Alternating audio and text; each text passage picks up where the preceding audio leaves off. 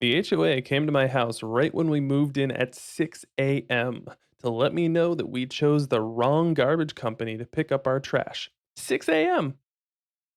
I've never heard of an HOA requiring you to have a specific garbage company before. It kind of seems as though if they are that particular about which garbage company serves their community, that maybe they should just facilitate that on their own and have it be built into the HOA.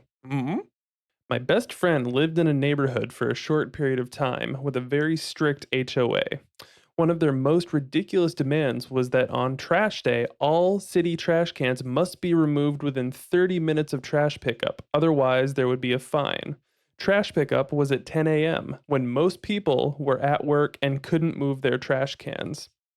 It kind of sounds to me like a lot of the people on the HOA board spend far too much time at home being able to observe what other people are doing with their trash cans instead of doing something more valuable with their time. Our HOA has a decree against sidewalk chalk. Sidewalk chalk. This was especially apparent during the pandemic when kids were kept at home and looking for something to do. HOA rules make no sense half the time and are heavily slanted against the underrepresented on the board because the same old nosy busybodies are the only ones who want to be on the board. Literally saw one lady wait for a mom and her two young kids to come back from a walk to tell her to clean up the sidewalk chalk outside their garage door. I'll just never understand. My HOA tried to make me rehome my dog for no reason. Most recently, they tried to fine me for late fees because they didn't cash my dues check for several months. I closed that account and moved my money, not knowing they hadn't cashed it, so the check bounced. Yeah, sounds like you should have cashed it when you got it. Your problem, not mine. That makes me wonder how long that check sat uncashed for, because usually a check goes stale dated within 6 months, which is plenty of time to cash a check and just get it over with. I lived in a townhouse outside of DC that was part of an HOA.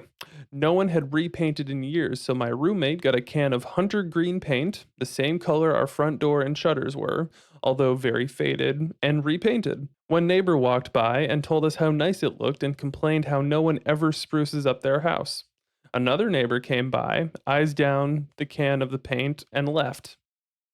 A few days later, we got a nasty letter about how we were in violation of the HOA rules for using the wrong brand of paint. Not the wrong color, the wrong brand. We were given a week to fix it, or they would come out and paint over our house numbers on our two reserved parking spaces so anyone could park in our spots. Short of high school, this was the pettiest thing I'd ever seen in my life. We got another nasty letter a few days later. Clearly, some wackadoodle was driving by our house every day looking to see if we repainted yet and then going home and keyboard warrioring their heart out. I don't understand that one. Why on earth would they care what brand of paint was used? I could see color matching and making the neighborhood look nice and uniform and whatever HOA Karens get their panties in a twist over. But the brand of paint, no one would even know unless they happen to be that person walking by and notice the brand of paint. Had that not happened, nobody would have known. Why does it matter? My former HOA called me selfish when I asked for a handicap parking space. They would not assign me a space. I could not wait to move out of that place. I feel like there should be some sort of ADA regulation built into that. If you're living in a condo where all the units are like smack dab right next to each other, on top of each other, and everybody's sharing a parking lot, then they should actually be required to provide special parking for people who need it. Our old HOA had rules about how many plants you could have in your window, what type of blinds you could have, how many decorations could be visible from your windows, what you were allowed to have on your balcony, etc. I once got an official notice for hanging a wet towel over the back of the chair on the balcony for less than an hour to dry after going to the pool. You got an official notice for hanging a freaking towel on your balcony? The fact that they can even dictate what type of curtains you have and decorations and things in your window tells me there are far too many people on that board of HOA who have nothing better to do with their time except make everybody miserable. We went back and forth with the HOA about the weeds on my property until I realized they considered my hedges weeds. Eventually, they relabeled it to unauthorized landscaping or something to make me remove them. That was a $400 fine in the meantime. All correspondence with them must be conducted through letter, not phone, email, or in person for their privacy and safety. The HOA management company isn't even headquartered in my state. They operate outside of Las Vegas for some reason. They weren't a thing when I bought my home. They just came through a couple of years ago. Something about that just doesn't seem very legal. If you bought a home and you were not part of an HOA and you didn't willingly join the HOA, then you shouldn't have to put up with this BS. It's just weird. And the people running this thing don't even sound like they're local at all. None of them, unless they have spies in the neighborhood that are nitpicking the crap out of everything. Make it make sense. I put a baby gate up during the day when I'm outside with my dogs to keep them in the backyard and then put it up every night. I've gotten several temporary fencing violations for a baby gate. HOAs are horrendous. Again, I feel like this just kind of goes back to why does anybody actually care that much about what you're doing in your yard? Unless it looks absolutely butt ugly what you're doing and it's so obscene that people just can't turn around and face the other direction to not see it. I just don't get it. Somebody help me make this make sense.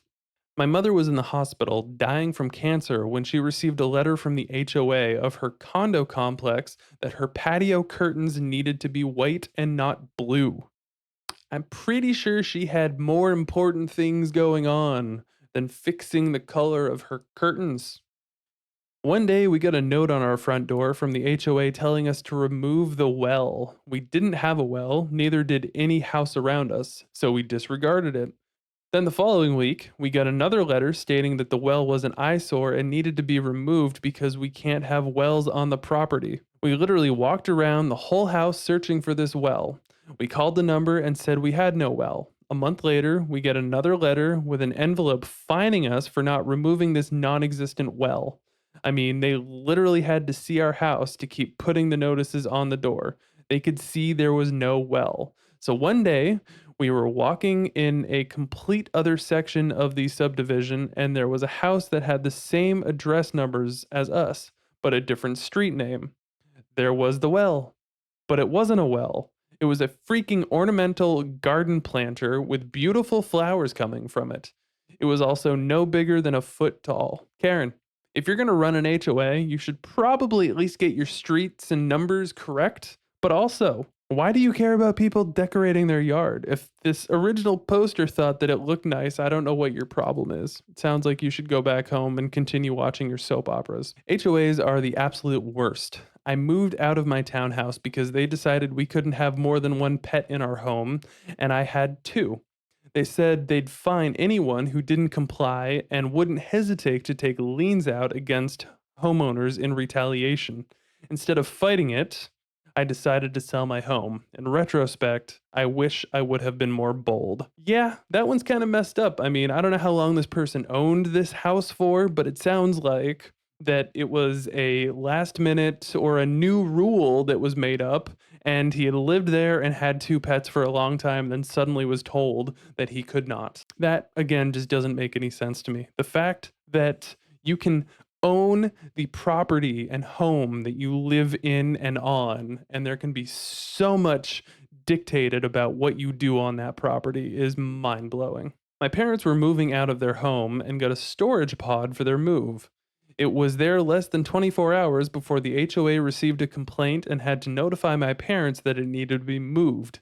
The whole point of a pod is to move everything yourself, usually within a week. It was ridiculous. I can't agree more. That is absolutely ridiculous. You can only make the moving process look so pretty. It's not going to be a pretty process.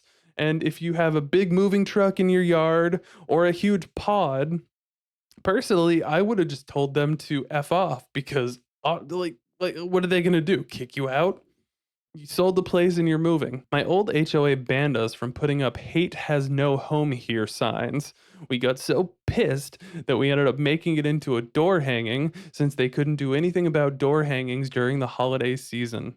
I feel like I'm going to start sounding like a broken record here in a minute, but like, why do people care so much about how people decorate their homes in an HOA? And a sign that says hate has no home here. Why would you be offended by that? My aunt and uncle had a problem with their garage door a few years back that led them to needing to get a replacement. Their house is an approved HOA color, but it's not really a color you can get for a garage door. So they bought a white one and figured that was okay because it matched the trim on the house. Almost immediately, they got a letter from their HOA threatening to put a lien on their house for not having it painted the same color as the house. Plus, it was supposedly an unapproved change and style of door. Unapproved change and style of door. Again, isn't one of the nice things about any unique neighborhood is that everything isn't just so cookie cutter and like perfect looking? Like get over yourself. It's a garage freaking door. The HOA we currently live in is in pure chaos. So wishy-washy. We had a wrecked car parked in our driveway for a couple days. Mind you, we had told the HOA of this because we were not sure what to do with the car and the insurance was doing a claim on it. Anyway, the HOA went back on their permission even though we clearly had it in writing. We got a fine for having a car illegally parked in our driveway. How do you illegally park a car in your driveway? That's what a driveway is for. Our HOA once fined us because a board member thought we left the pool gate open when it was someone else's kid who did. Along with the notice of the fine, a note was included stating that my husband was seen in the pool with two women, implying he was hooking up with two women, but the women were me and our neighbor/friend. We fought it and didn't have to pay, but it was still laughable. Miss HOA Karen, if you're so concerned about the pool gate, why don't you just stand guard there all day? Because clearly you have nothing better to do anyway than try to meddle in people's personal lives as well as dictate the closedness of the pool gate door. The HOA where I used to live held a meeting to fine me over an unmowed yard. I had broken my ankle and was in a boot. Well, that makes perfect sense, right? Especially if this person lived by themselves. Let's make them mow the lawn with a broken ankle. That makes sense, right? On Thanksgiving Day, my neighbor, who is part of the volunteer patrol, called the cops on my family because they were parked in front of my house for a few hours. Everyone got tickets, and we got a fine for having cars parked in the street for an extended period of time. Don't worry, when said neighbor went on vacation, I placed 25 plus plastic flamingos in her yard and proceeded to call the HOA every day until they got back. What can I say? Sometimes karma needs a hand. 100%. 100%. If you're that concerned about people parking on the street, you should probably live on a very middle of the woods property with no neighbors within a 15-mile radius. My mom's boyfriend hung up a Canadian flag over the garage. The HOA went after them saying no flags. He complied because he didn't want to fight. Then he noticed others had these decorative flags hanging, like the ones that say spring is here, and decided to read through the rule book and double check. Sure enough, there were no rules about flags. HOA president flips their tables and starts in on him. There was like a year-long feud between them until mom's boyfriend decided to run for HOA president himself and won. Well, I mean, that's kind of the best way to fight the HOA, right? Just become the president. They denied my first request to expand my deck because they thought I would have wild parties at all hours with the extra 10 feet we wanted to add to it.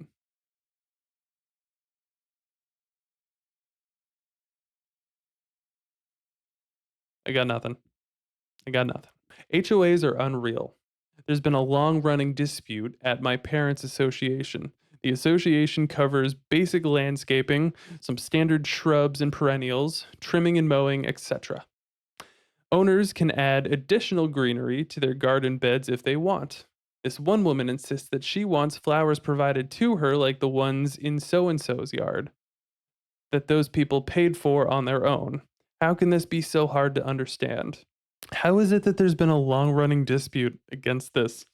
Just buy your own stuff and plant it. Like clearly, it's not included in your usual gardening stuff. Get over yourself. My HOA towed and fined me because my car had a flat tire one morning. Absolutely absurd. How on earth is having a flat tire against some convoluted HOA rule? We built a house in a neighborhood and had to have the HOA approve the blueprints and check the construction progress periodically. They signed off on everything. The week after we moved into the completed house, they told us the back of our house was 1.5 feet too close to the property line. When I reminded them that they signed off on everything, they told me that wasn't their problem. It kind of is, though, right? They literally signed off and approved it. That's the whole purpose of their convoluted, must approve everything HOA process. So it's become very clear to me that people who run these ridiculous homeowners associations must have run for some important leadership role in their life, got turned down, or were miserable at doing it. And they decided, you know what? I'm just going to make an entire community of people super miserable living in a house and property that they have to maintain themselves and own that property and should be able to do whatever they want on it. But I'm going to dictate the paint color, the type of curtains you have, the things that you can and cannot put in your windows, having a flat tire. The list goes on. Let me know in the comments your thoughts on these crazy HOA stories. And if you are in an HOA, share your own because I'm sure there's more stories out there.